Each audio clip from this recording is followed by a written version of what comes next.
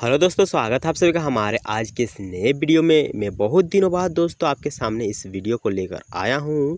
तो चलिए वीडियो को आगे बढ़ाते हैं। और आज हमारा चैप्टर है पृथ्वी के प्रमुख परिमंडल।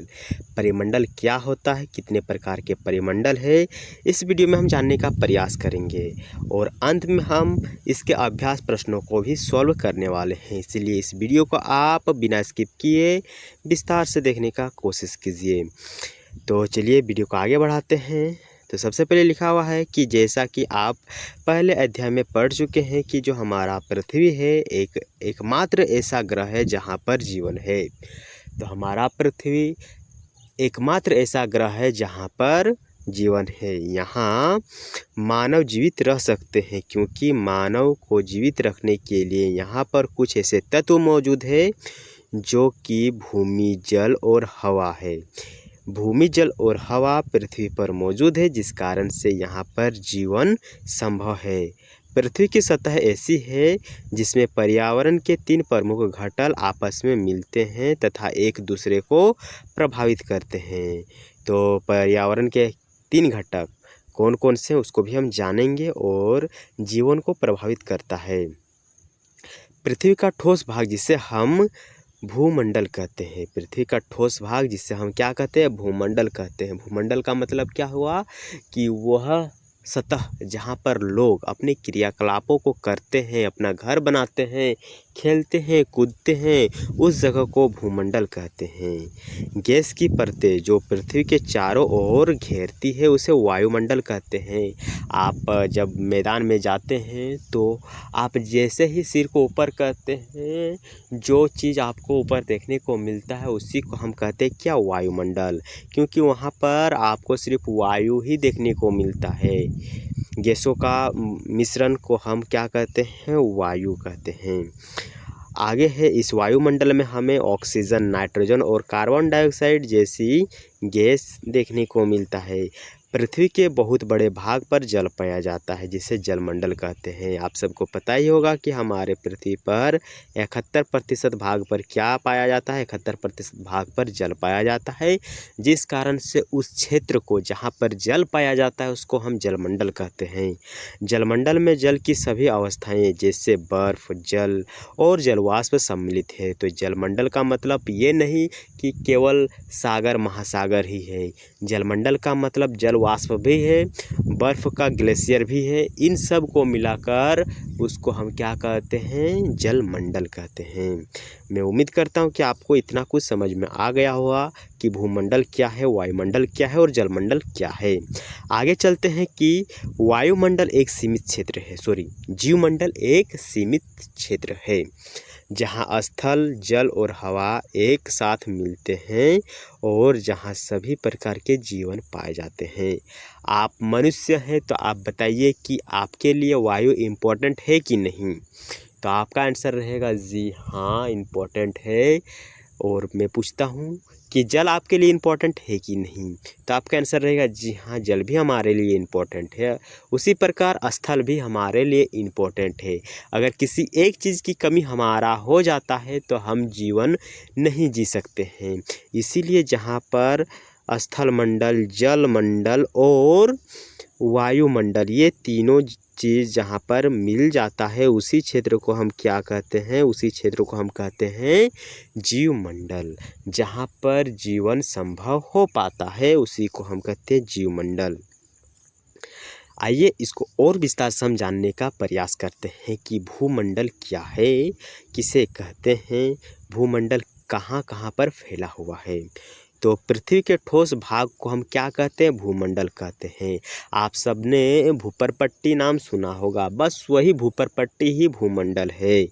यह भूपरपट्टी की चट्टानों तथा मिट्टी की पतली परतों का बना होता है। जो हमारा भूमंडल है ये भूपरपट्टी के चट्टानों एवं मिट्टी की पतली परत से बना हुआ है।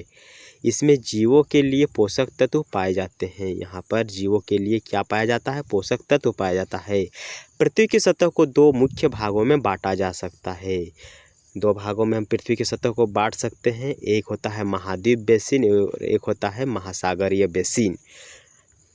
ओके, महाद्वीपीय बेसिन क्या होता है, जहाँ पर जमीन का टुकड़ा जल से ऊपर हुआ दिखाई देता है और जल में डूबे हुए भाग को हम महासागरीय बेसिन कहते हैं। बड़े स्थलीय भागों को हम क्या कहेंगे? महासागरीय बेसिन के नाम से जानते हैं।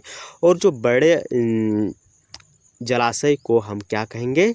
महासागरीय बेसिन के नाम से जानते हैं। ये मान लीजिए हमारा एक तालाब है, तो ये तालाब कैसे बना? तो ये तालाब इसलिए बन पाया क्योंकि यहाँ पर जो ज़मीन का टुकड़ा है वो नीचे चल गया था, जिस कारण से यहाँ पर पानी इकट्ठा हो गया और ये तालाब का रूप धारण कर लिया। तो यहाँ पर भी तो ज़मीन का टुकड़ा है ना भाई, तो इसको हम कहते हैं महासागरीय बेसिन।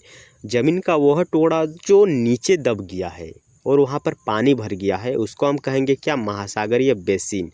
लेकिन ज़मीन का वो टुकड़ा जो ऊपर है उसको हम कहेंगे महाद्वीपीय बेसिन।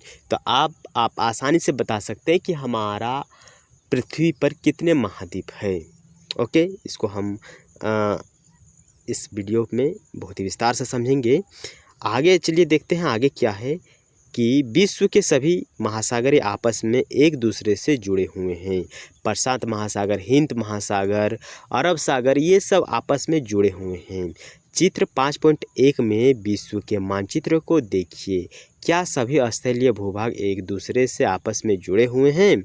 आइए पहले हम चित्र को देख लेते हैं। हम एनसीईआरटी पढ़ रहे हैं तो हम बहुत ही विस्तार से समझेंगे दोस्तों। तो ये है 5.1, चित्र 5.1। देखिए यहाँ पर सभी महाद्वीप एक दूसरे पर सटे हुए हैं। तो यहाँ पर जो कलरफुल आपको नज़र आ रहा है ये महाद्वीप है। महाद्वीपों की संख्या कितनी है मैं आपसे पूछा था तो आप बताने में असमर्थ थे, तो चलिए मैं यहाँ पर बता देता हूँ। सबसे छोटा महाद्वीप ऑस्ट्रेलिया है, सबसे बड़ा महाद्वीप एशिया है और यूरोप यहाँ पर आपको नज़र आएगा, अफ्रीका यहाँ पर नज़र आएगा, अंटार्कटिका जो है वो यहाँ पर है और एक हो गया दक्षिण अमेरिका और एक उत्तर अमेरिका। टोटल महाद्वीप कितना है? तो 1 2 3 4 5 और 1 7 और 1, तो टोटल महाद्वीप कितना है? 7 है। वहीं सागर की बात करें तो सागरों की संख्या कितनी है? एक प्रशांत महासागर, एक हिंद महासागर, 2 हो गया। उसके बाद एक होता है अटलांटिक महासागर, एक अटलांटिक महासागर, 4 हो गया। तो 4 के बाद एक दक्षिणी महासागर, तो 1 2 3 4 महासागर हमें देखने को मिल रहा है।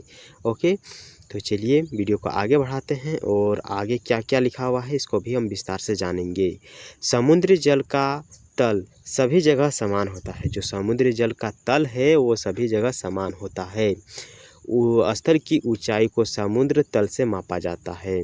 जो स्थल की ऊंचाई है उसको हम समुद्र तल से मापते हैं। मान लीजिए कि ये हमारा क्या है? ये हमारा माउंट एवरेस्ट है। तो माउंट एवरेस्ट की ऊंचाई कितनी है? तो उसको हम मापते हैं समुद्र तल से। कहाँ से मापते हैं? समुद्र तल से मापते हैं। ये नहीं कि हम उसको मापेंगे इसके जो महाद्वीप का जो ऊपरी भाग है उससे नहीं, बल्कि हम समुद्र स्थल से मापते हैं ताकि ये जो हमारा मापने का पैमाना है ये सटीक बैठे। क्योंकि हम सबको पता ही है कि समुद्र का जो स्थल है वो एक लेवल का है, वहाँ पर हमें किसी प्रकार का उबड़ खाबड़ देखने को नहीं मिलता है। आगे है जिसे शून्य माना जाता है। किसे शून्य माना जाता है? समुद्र तल को शून्य माना जाता है। तो इसको हमने बहुत ही विस्तार से किया। यहाँ पर हम आपको बताने में असमर्थ हो रहे हैं दोस्तों, नहीं तो हम बहुत ही विस्तार से आपको समझाते हैं कि कैसे पढ़ाया जाता है। एक्चुअल में पढ़ाने का तरीका बहुत ही मस्त है मेरा, लेकिन डिजिटल बोर्ड या फिर बोर्ड ना होने के कारण से मैं आपको बता नहीं पा रहा हूँ। इसीलिए मैं आपसे कहता हूँ कि हमारे इस छोटे चैनल को बड़ा करने के लिए आप सहयोग कीजिए, सब्सक्राइब कीजिए, लाइक कीजिए, कमेंट कीजिए, कुछ फ्रेंडों के साथ शेयर कीजिए। बस आपको इतना ही काम करना है, इसके लिए पैसा नहीं लगता है। ओके, चलिए जो हमने उदाहरण लिया था माउंट एवरेस्ट का वो आ चुका है। विश्व की सबसे ऊंची चोटी क्या है वो आप सबको पता है, माउंट एवरेस्ट है, जो कि समुद्र तल से उसकी ऊंचाई 8,848 मीटर ऊंची है। विश्व का सबसे गहरा भाग प्रशांत महासागर का मरियाना ट्रंच है, यानी मरियाना गर्त है, जिसकी गहराई 11,022 मीटर है। तो माउंट एवरेस्ट ज़्यादा गहरा है कि प्रशांत महासागर में मरियाना गर्त सबसे गहरा है, ये आपको बताना है। ओके, तो मरियाना गर्त जो कि सबसे बड़ा है। आगे लिखा हुआ है क्या आपने कभी कल्पना की है कि समुद्र की गहराई पृथ्वी के सबसे ऊंचे भाग से कितने अधिक हो सकती है? कभी कल्पना करके देखिए, मज़ा आएगा। ओके, चलिए अब हम महाद्वीप के बारे में जान लेते हैं। तो हमने आपको ब्रीफ में बता दिया कि महाद्वीप क्या होता है। ज़मीन का वो टुकड़ा जो जल स्तर से ऊपर उठा हुआ है उसे महाद्वीप कहेंगे। तो काफ़ी सरल शब्दों में मैं आपको समझाने का कोशिश कर रहा हूँ। पृथ्वी पर हमें 7 प्रमुख महाद्वीप देखने को मिलता है। ये विस्तृत जल राशि के द्वारा एक दूसरे से अलग है। तो ये हमें उबड़ खाबड़ देखने को मिलता है और ये जल राशियों के द्वारा एक दूसरे से अलग हो गए हैं। ये महाद्वीप कौन कौन से हैं, मैंने आपको चित्र के माध्यम से समझाने का प्रयास किया था।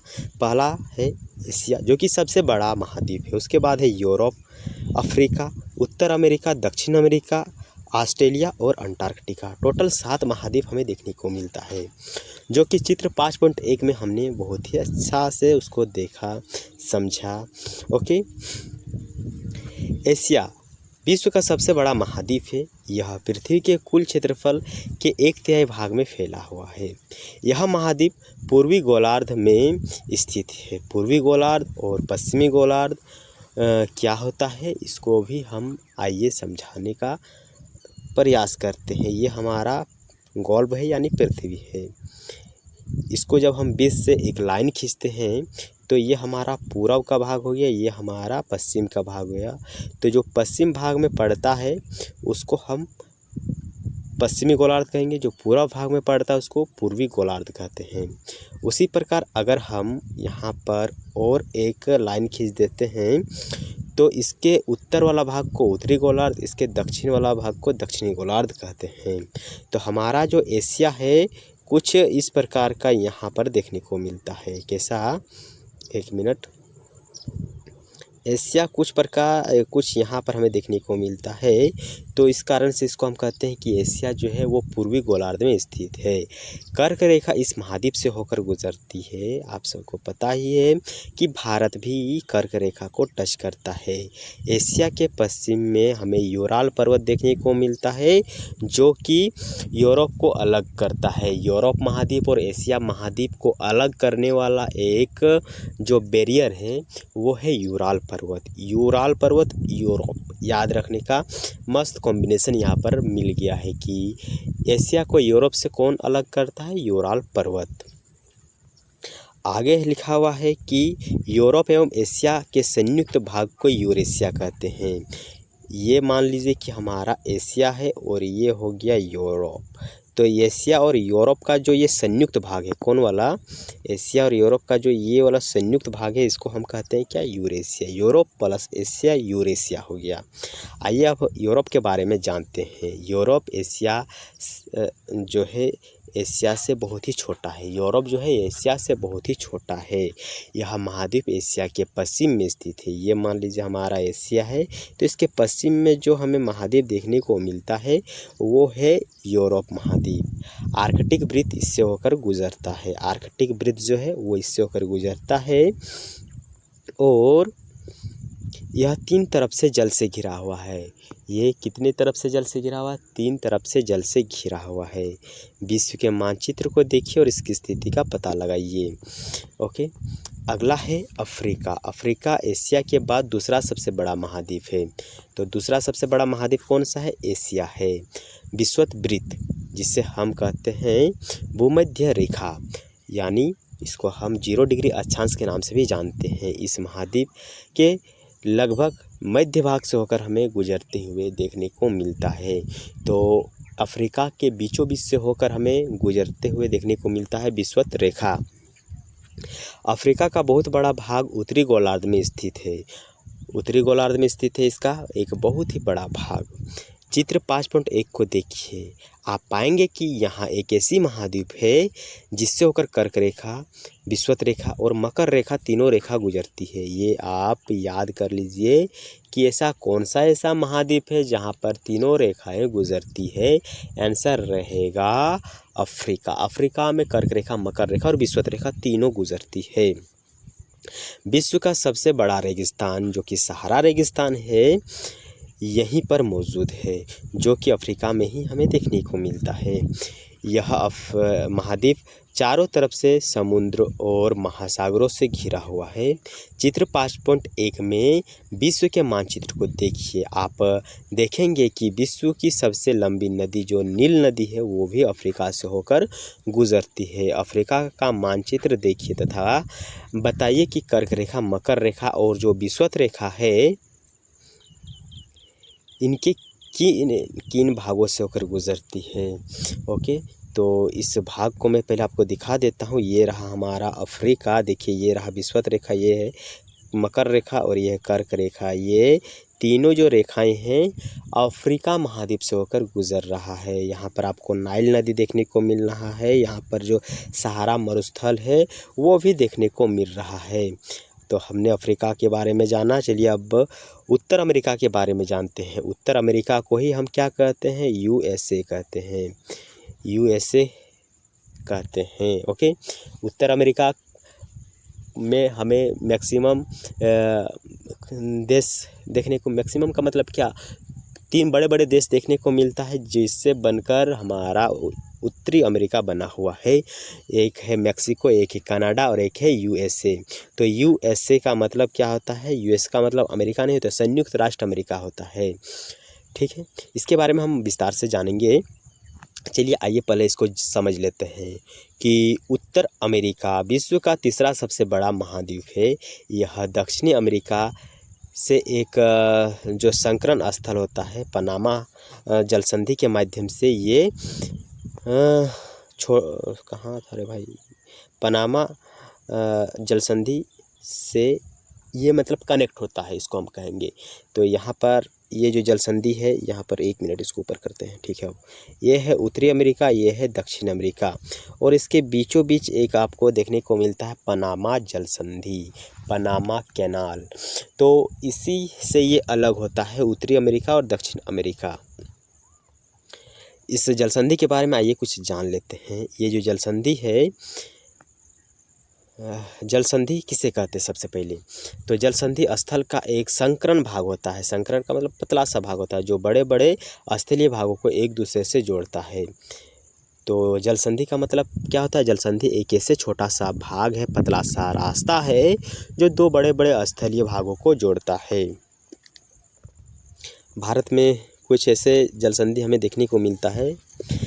पानी का संकरा भाग होता है, जलसंधि का मतलब क्या होता है, पानी का संकरा भाग जो 2 बड़े जलाशय जैसे समुद्र तथा महासागरों को एक दूसरे से जोड़ता है। जैसे कि आप लोगों ने यहाँ पर देखा होगा श्रीलंका और भारत के बीच एक छोटा सा स्ट्रेट है, जलसंधि है। ओके, तो ये हमारा एनसीईआरटी सीरीज़ है, जिस कारण से उतना विस्तार से इसमें नहीं बात करेंगे। हम जब स्टैंडर्ड बुक लाएंगे तो आपको बहुत ही विस्तार से समझाने का कोशिश करेंगे। यह महाद्वीप पूरी तरह से उत्तरी एवं पश्चिमी गोलार्ध में स्थित है, उत्तरी एवं पश्चिमी गोलार्ध में स्थित है। यह महाद्वीप 3 महासागरों से घिरा हुआ है। कौन कौन से 3 महासागर, एक है यहाँ पर हमारा प्रशांत महासागर, एक है आर्कटिक और एक अंटार्कटिक महासागर। इस प्रकार ये 3 महासागरों से घिरा हुआ है। क्या आप इन महासागरों का नाम बता सकते हैं? जी हाँ, हम बता सकते हैं, क्यों नहीं बताएंगे। चलिए अब दक्षिण अमेरिका के बारे में जानते हैं। दक्षिण अमेरिका का मतलब ये ब्राज़ील वाला, ब्राज़ील इसी क्षेत्र में हमें देखने को मिलता है। चिली यही महाद्वीप में मौजूद है। यह अधिकांश भाग दक्षिणी गोलार्ध में स्थित है। इसके पूर्वी एवं पश्चिम में कौन से 2 महासागर स्थित है, ये आप बताइएगा। इसके पश्चिम में और पूर्व में, इसके पश्चिम में और पूर्व में। पश्चिम में तो प्रशांत महासागर है, पूर्व वाला आप हमें गूगल करके बताइएगा। विश्व की सबसे लंबी पर्वत श्रृंखला जो कि एंडीज़ है, हमें यहीं पर देखने को मिलता है। एंडीज पर्वत श्रृंखला पता है कैसा दिखता है? 1 मिनट इसको हम हटाते हैं, ठीक है। एंडीज पर्वत श्रृंखला यहाँ से स्टार्ट होकर यहाँ तक चलता है, यानी बहुत ही लंबी पर्वत श्रृंखला है, खाली पर्वत ही पर्वत देखने को मिलता है। तो एंडीज पर्वत श्रृंखला हमें कहाँ देखने को मिलता है? दक्षिण अमेरिका में देखने को मिलता है। आगे लिखा हुआ कि दक्षिण अमेरिका में विश्व की सबसे लंबी नदी अमेज़न नदी यहीं पर है। ओके, अब ऑस्ट्रेलिया महाद्वीप के बारे में चलिए जान लेते हैं। ऑस्ट्रेलिया महाद्वीप विश्व का सबसे छोटा महाद्वीप है जो पूरी तरह से दक्षिणी गोलार्ध में स्थित है। दक्षिणी गोलार्ध, पूर्वी गोलार्ध, पश्चिमी गोलार्ध, ये तो आपको पता ही चल गया होगा। इस प्रकार आप याद कीजिएगा, जब भी पूर्वी गोलार्ध, पश्चिमी गोलार्ध आपके दिमाग में आए, जब इससे नीचे तो ये दक्षिणी गोलार्ध, जब इससे ऊपर तो उत्तरी गोलार्ध, और जब इसके इधर तो ये पूर्वी गोलार्ध, और इधर जब आए तो ये पश्चिमी गोलार्ध। ओके, डाउट हो तो कमेंट कीजिएगा। यह चारों तरफ से महाद्वीप एवं समुद्र से घिरा हुआ है, चारों ओर से। चलिए एक बार चित्र को दिखाते हैं तब आपको समझ में आएगा। देखिए ये जो है चारों ओर से समुद्र से घिरा हुआ है, और साथ ही साथ ये सबसे छोटा महाद्वीप भी है, इसको याद रखिएगा। इसे द्वीपीय महाद्वीप कहा जाता है, यानी ये द्वीप जैसा देखने को मिलता है। द्वीप का मतलब क्या होता है? वह भूभाग जो जल के ऊपर है या चारों ओर जल से घिरा हुआ, इसको द्वीप कहते हैं। जैसे कि लक्षद्वीप, मालदीव, तो ये सब द्वीप हो गया जो कि चारों ओर जल से घिरा हुआ है।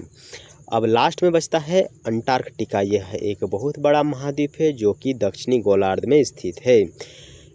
दक्षिणी ध्रुव इस महाद्वीप के मध्य में स्थित है। जो दक्षिणी ध्रुव होता है ना, और उत्तरी ध्रुव होता है, तो उसी प्रकार जो दक्षिणी ध्रुव होता है अंटार्कटिक महाद्वीप के केंद्र में स्थित है, मध्य में स्थित है।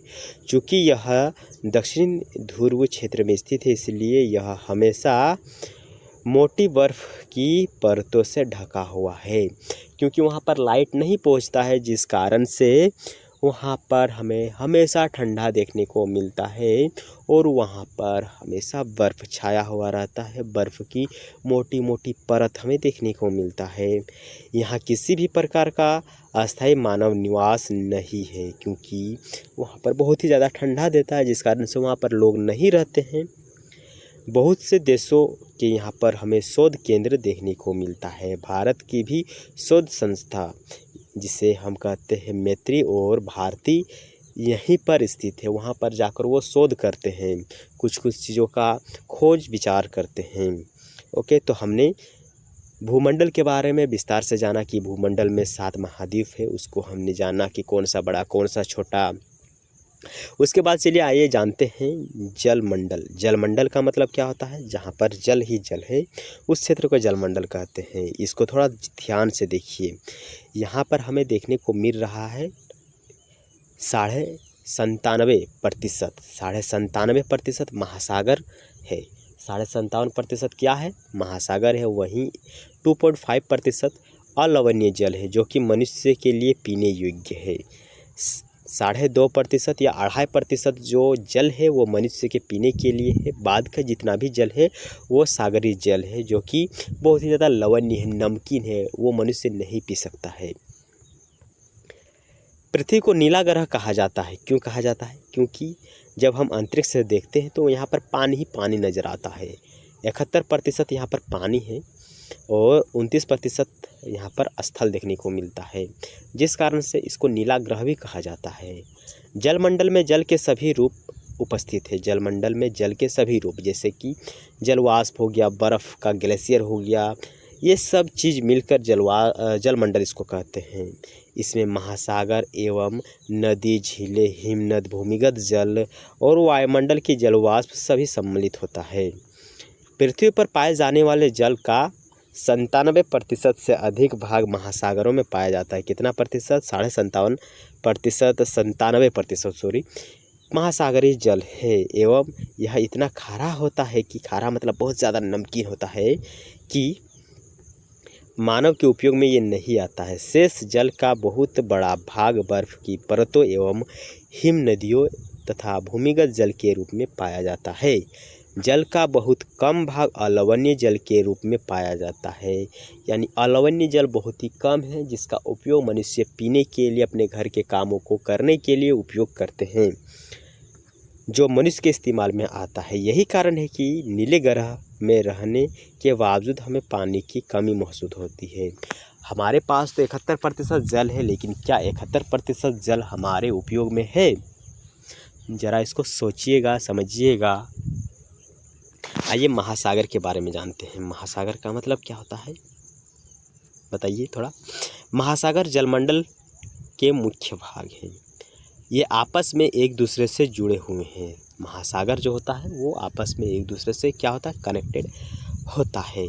महासागरीय जल हमेशा गतिशील रहता है। महासागर का जो जल होता है यह हमेशा गतिशील होता है। ये गति क्यों करता है इसको भी हम विस्तार से जानेंगे। अभी आप ऐसे समझिए कि जब हवा बहता है तो पानी चलते रहता है, या फिर जो पृथ्वी घूमता है तो उस घूमने की वजह से पृथ्वी का जल भी घूमने लगता है। इस कारण से जो महासागर का जल है एक जगह स्थिर नहीं होता है, वो गतिशील होता है। तरंगे, ज्वार भाटा तथा महासागरीय धाराएं महासागरीय जल की 3 मुख्य गति है। यानी ये हमारा जो जल गति कर रहा है, ये गति हो रहा है किन कारणों से? ज्वार भाटा, तरंग एवं महासागरीय धाराओं के माध्यम से। बड़े से छोटे आकार के क्रम पर देखें तो हमें 5 महासागर देखने को मिलता है। वो 5 महासागर कौन कौन से हैं? एक है प्रशांत महासागर, अंटार्कटिक महासागर, हिंद महासागर, दक्षिण महासागर और आर्कटिक महासागर। तो टोटल महाद्वीपों की संख्या कितनी है? तो टोटल महाद्वीपों की संख्या 7 है। और महासागरों की संख्या, तो महासागरों की संख्या टोटल 5 है। ओके, तो टोटल महाद्वीपों की संख्या कितनी है दोस्तों? टोटल महाद्वीपों की संख्या 5 है। सॉरी, महाद्वीप बोले 7, हाँ कंफ्यूज होता है थोड़ा सा इसमें।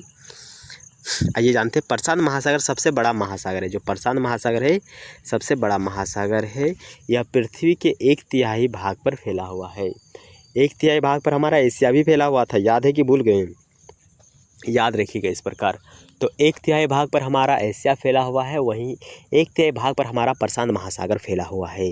पृथ्वी का सबसे गहरा भाग मरियाना गर्त, जो कि 11,022 मीटर था, वो हमें प्रशांत महासागर में ही देखने को मिलता है। और जो मरियाना गर्त है ये हमारा माउंट एवरेस्ट से भी बहुत ही गहरा है। ओके, प्रशांत महासागर लगभग वृत्तकार है। प्रशांत महासागर लगभग कैसा है? वृत्तकार है। एशिया, ऑस्ट्रेलिया, उत्तर एवं दक्षिण अमेरिका इसके चारों ओर स्थित है। चित्र 5.1 को देखिए तथा प्रशांत महासागर के चारों ओर इन महाद्वीपों की स्थिति का पता लगाइए। आइए मैं आपको समझाता हूँ कि कैसे ये गोल आकृति का है और कौन कौन से महाद्वीप इससे टच करता है। तो इस चित्र में सबसे पहले हम जाते हैं। तो देखिए ये प्रशांत महासागर आपको नज़र आ रहा है।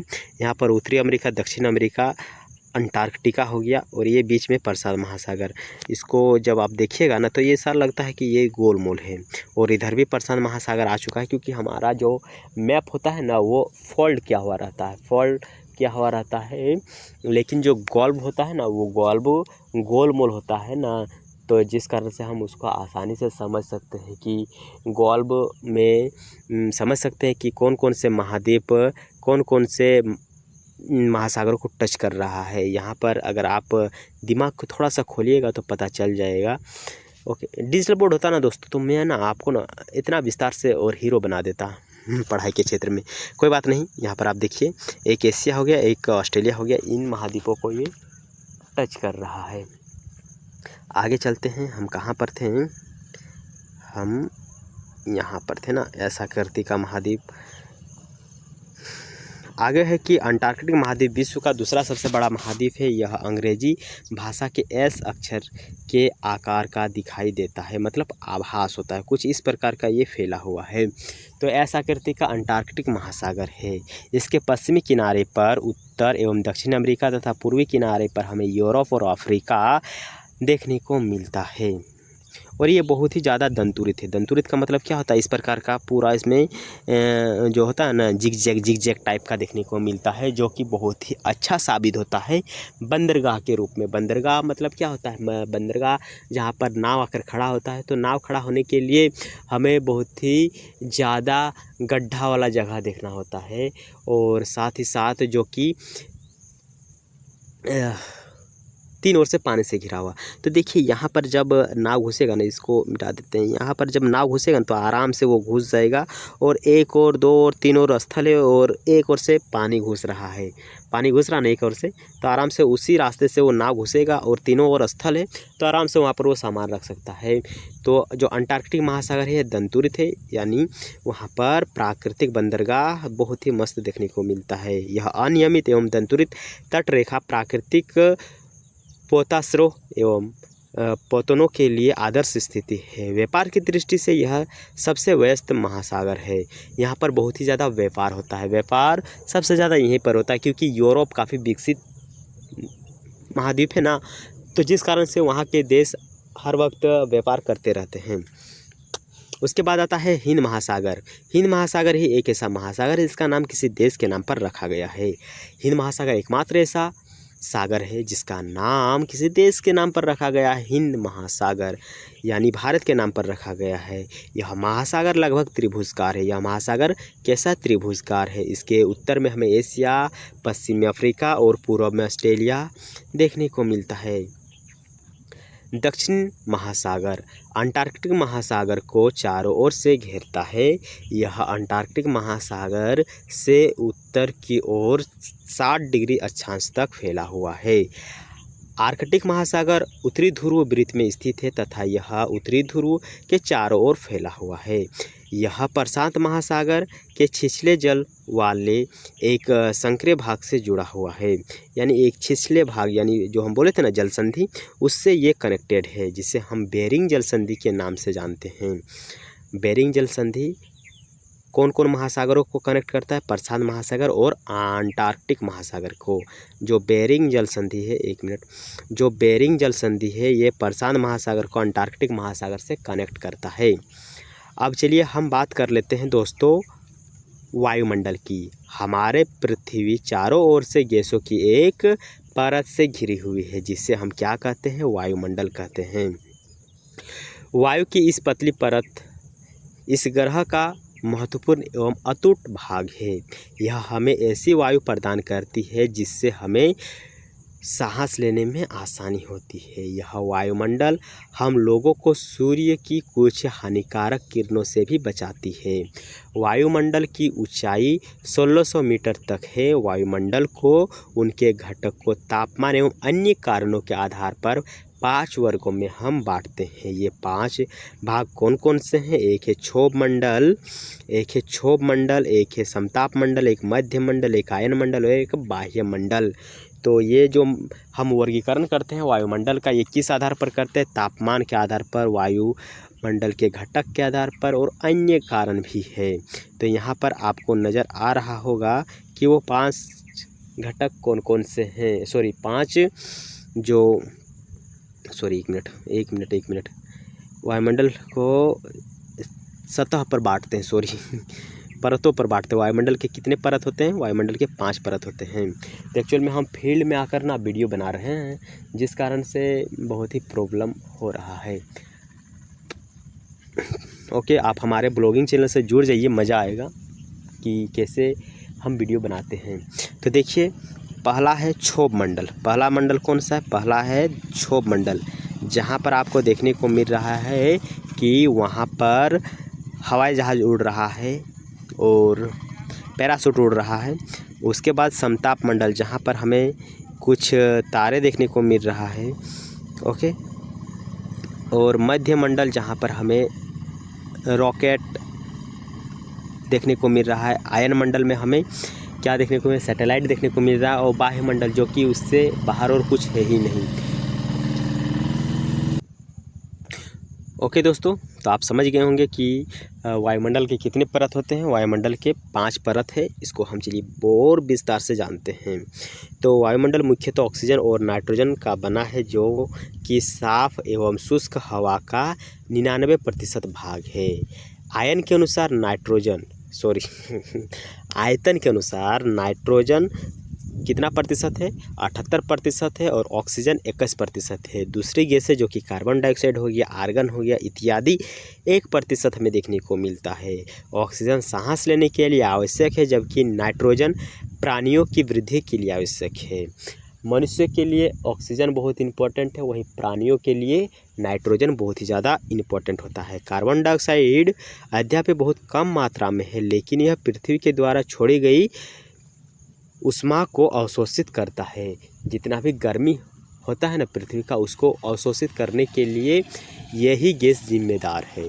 कौन सा गैस? कार्बन डाइऑक्साइड, जो कि हम छोड़ते हैं, मनुष्य छोड़ते हैं, उसको कार्बन डाइऑक्साइड कहते हैं। जो मनुष्य ग्रहण करते हैं उसको ऑक्सीजन कहते हैं। ये तो आप जानते ही होंगे।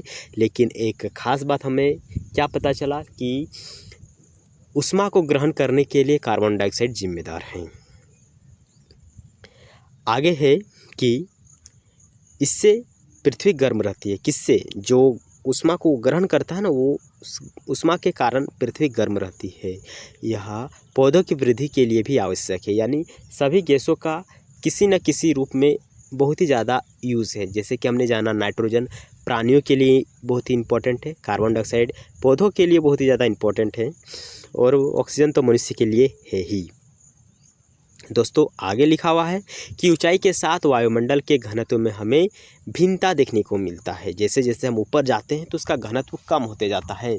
आप इसको इस प्रकार समझ सकते हैं कि जब ऊपर से कोई चीज़ को प्रेस किया जाता है तो जो सबसे नीचे होता है, ऊपर से जब हम कोई चीज़ को प्रेस करते हैं तो जो सबसे नीचे होता है ना, उसमें बहुत ही ज़्यादा घनत्व बढ़ जाता है, बढ़ता है ना, बहुत ही ज़्यादा घनत्व बढ़ जाता है। उसके ऊपर वाला में कम घनत्व, उस पर ऊपर में जो है उसके ऊपर वाला में और कम घनत्व रहता है।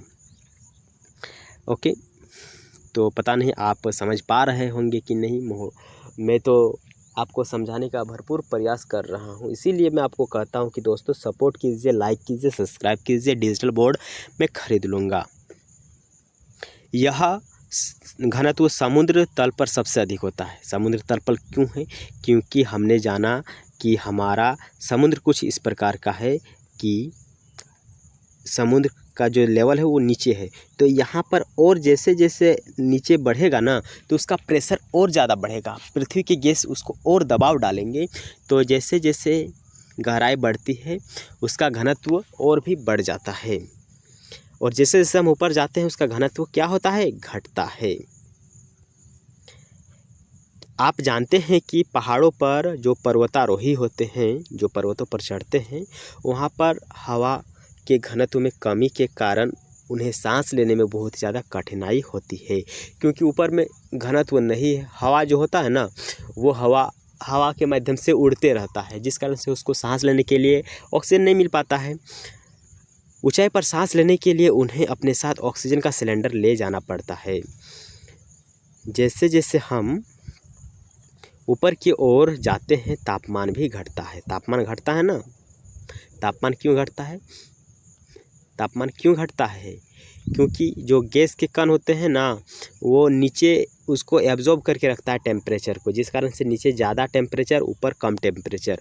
और एक बात यहाँ पर है कि पृथ्वी से जब रेडिएशन निकलता है, गर्म ऊष्मा निकलता है, तो इधर वाला भाग में हमें ज़्यादा गर्मी देखने को मिलता है, यानी टेम्परेचर ज़्यादा, और ऊपर में कम गर्मी देखने को मिलता है। वायुमंडल पृथ्वी पर दबाव डालती है। जो वायुमंडल है पृथ्वी पर दबाव, प्रेशर डालती है। यह एक स्थान से दूसरे स्थान पर अलग अलग होता है। कुछ क्षेत्रों में हमें अधिक दाब महसूस होता है, वहीं कुछ क्षेत्रों में हमें कम दाब महसूस होता है। वायु उच्च दाब से निम्न दाब की ओर बढ़ती है। आप सबको पता है कि वायु जो होता है वो उच्च दाब से निम्न दाब की ओर बढ़ता है, जिस कारण से वहाँ पर वायु गति करने लगता है। वायु गति करने लगता है, और वहाँ पर पवन उसको कहते हैं। पवन मतलब हवा जो होता है ना, बवंडर क्रिएट कैसे होता है? जब हवा निम्न क्षेत्र की ओर आता है, उच्च वायुदाब से निम्न वायुदाब की ओर जब आता है तो वहाँ पर एक बाउंडर की स्थिति क्रिएट हो जाती है और हवा जो है इस प्रकार गोल गोल गोल गोल घूमने लगता है, क्योंकि हवा आ रहा है। ओके, और लास्ट में हमारा बच जाता है जीवमंडल। जीवमंडल का मतलब वह क्षेत्र जहाँ पर जलमंडल, स्थलमंडल और वायुमंडल तीनों आपस में क्रिया कर रहे हैं, उस क्षेत्र को हम कहते हैं क्या? जीवमंडल। जीवमंडल स्थल, जल और हवा के बीच का एक सीमित भाग है। यह वह भाग है जहाँ पर जीव मौजूद है। यहाँ जीवों की बहुत सी प्रजाति आपको देखने को मिलेगा, जो कि सूक्ष्म जीवों बैक्टीरिया से लेकर बड़े बड़े स्तनधारी यहाँ पर पाई जाती है। मनुष्य सहित सभी प्राणी जीवित रहने के लिए एक दूसरे से तथा वायुमंडल से जुड़े हुए हैं। सभी मनुष्य किसी न किसी चीज़ पर निर्भर है। आगे है, वायुमंडल के प्राणियों को मुख्यतः दो भागों में बांटा जाता है, एक जंतु जगत और एक पादप जगत। पादप जगत में पेड़ पौधे आते हैं और जंतु जगत में क्या आते हैं? जंतु जगत में जीव जंतु आते हैं। पृथ्वी के ये तीनों परिमंडल आपस में परस्पर क्रिया करते हैं तथा एक दूसरे को किसी न किसी रूप से प्रभावित करते हैं। आप सबको पता ही है कि हम खाने के लिए साग सब्जी का यूज़ करते हैं, तो हम पूरी तरह से साग सब्जी के ऊपर निर्भर हो जाते हैं। उदाहरण के लिए लकड़ी तथा खेती करने के लिए वनों को काटा जाए तो इससे ढलुआ भाग पर मिट्टी का कटाव तेजी से होने लगेगा और इसी प्रकार प्राकृतिक आपदाएं जैसे भूकंप ये सब हमें देखने को मिलता है। हाल ही में सुनामी के कारण अंडमान निकोबार द्वीप समूह का कुछ भाग पानी से डूब गया। झीलों तथा नदियों से दूषित पदार्थों के प्रभावित होने से उनका जल मानव के इस्तेमाल के लायक नहीं रह जाता है। यह जल दूसरे जीवों को भी नुकसान पहुंचता है। जो दूषित जल होता है वो मनुष्य को तो हानि पहुंचाता ही है, बाद के जितना भी जीव जंतु है उसको भी हानि पहुंचाता है। ये दूषित जल हमें कहाँ से देखने को मिलता है? ये उद्योगों हो गया, ताप संयंत्र हो गया, गाड़ी से जो उत्सर्जित पदार्थ निकलता है, ये सब इन चीज़ों को हानि पहुंचा रहा है। कार्बन डाइऑक्साइड जो है वायु का एक महत्वपूर्ण घटक है, लेकिन कार्बन डाइऑक्साइड की मात्रा में वृद्धि के कारण पृथ्वी का तापमान बढ़ रहा है, क्योंकि हमने ऊपर पढ़ा जो कार्बन डाइऑक्साइड है ये ऊष्मा को क्या कर रहा है? अवशोषित कर रहा है, ऊष्मा को एब्जॉर्ब कर रहा है। इससे भूमंडलीय तापन कहा जाता है। भूमंडलीय तापन यानी वह ताप जो कि पृथ्वी के तापमान को बढ़ा रहा है। इसीलिए भूमंडल, वायुमंडल और जो जलमंडल है इसके बीच के प्राकृतिक संतुलन को बनाए रखने के लिए पृथ्वी के संसाधनों के सीमित उपयोग की आवश्यकता है। ओके दोस्तों, इसी के साथ हमारा अभ्यास प्रश्न स्टार्ट हो जाता है। अभ्यास प्रश्न को जस्ट अभी हम करने वाले हैं। आप हमें बताइए कि आपको ये वीडियो कैसा लगा। हमने 40 मिनट तक आपको बहुत ही विस्तार से समझाने का प्रयास किया। अगर समझ में आया है तो ज़रूर हमें बताइए और नहीं समझ में आया है तो कमेंट कीजिए। चलिए अब अभ्यास प्रश्न को करते हैं। पहला है, पृथ्वी के 4 प्रमुख परिमंडल कौन कौन से हैं? तो परिमंडल हमने जाना, जलमंडल, स्थलमंडल, वायुमंडल और जीवमंडल। दूसरा है, पृथ्वी के प्रमुख महाद्वीपों के नाम बताना है। तो आप इस वीडियो को एक बार ज़रूर देखिएगा, आपको समझ में आ जाएगा कि पृथ्वी के प्रमुख महाद्वीप कौन कौन सा है। एक है ऑस्ट्रेलिया, यूरोप, एशिया और अफ्रीका, उत्तरी अमेरिका, दक्षिण अमेरिका और अंटार्कटिका। 2 महाद्वीपों के नाम लिखे जो पूरी तरह से उत्तरी गोलार्ध में स्थित है। तो उत्तरी गोलार्ध में पूरी तरह से स्थित है वो है यूरोप और उत्तरी अमेरिका। अगला है, वायुमंडल के विभिन्न परतों के नाम लिखे। वायुमंडल में हमें कौन कौन से परत देखने को मिलता है? तो वायुमंडल के परत हो गया क्षोभ मंडल, संताप मंडल, ये सब वायुमंडल के परत हो गया। पृथ्वी को नीला ग्रह क्यों कहा जाता है? पृथ्वी को नीला ग्रह इसलिए कहा जाता है क्योंकि यहाँ पर हमें 71% पानी देखने को मिलता है। उत्तरी गोलार्ध को स्थलीय गोलार्ध क्यों कहा जाता है? उत्तरी गोलार्ध को स्थलीय गोलार्ध इसलिए कहा जाता है क्योंकि यहाँ पर मैक्सिमम महाद्वीप ही है और दक्षिणी गोलार्ध में मैक्सिमम पानी देखने को मिलता है। अगला है, जीवित प्राणियों के लिए वायुमंडल क्यों महत्वपूर्ण है? जीवित प्राणियों के लिए जीवमंडल क्यों महत्वपूर्ण है?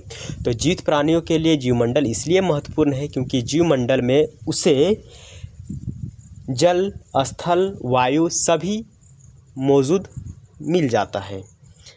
अगला ऑब्जेक्टिव टाइप के प्रश्न है, कौन सी पर्वत श्रृंखला एशिया और यूरोप को अलग करती है? तो यूरोप और एशिया को अलग करने वाला जो पर्वत श्रृंखला है वो है यूराल पर्वत श्रृंखला। तो अगला है, उत्तरी अमेरिका दक्षिणी अमेरिका से कैसे जुड़ा हुआ है? तो एक जल संधि के माध्यम से। अगला है, वायुमंडल में किस गैस का सर्वाधिक प्रतिशत देखने को मिलता है? ऑक्सीजन की नाइट्रोजन। ये मैं आपको छोड़ देता हूँ, आप ज़रूर कमेंट करके हमें बताइएगा। अगला है, पृथ्वी का कौन सा भाग ठोस चट्टानों का बना हुआ है? तो स्थल मंडल। हाँ। अगला, सबसे बड़ा महाद्वीप कौन सा है? तो एशिया। एक तिहाई भाग पर एशिया फैला हुआ है पृथ्वी के।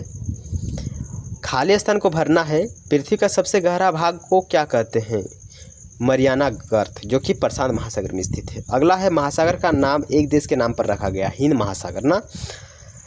स्थल, जल और हवा का सीमित भाग है जो जीवन के लिए सहायक है। कौन सा? जीवमंडल। अगला है, यूरोप और एशिया महाद्वीप को एक साथ कहा जाता है, यूरेशिया कहा जाता है।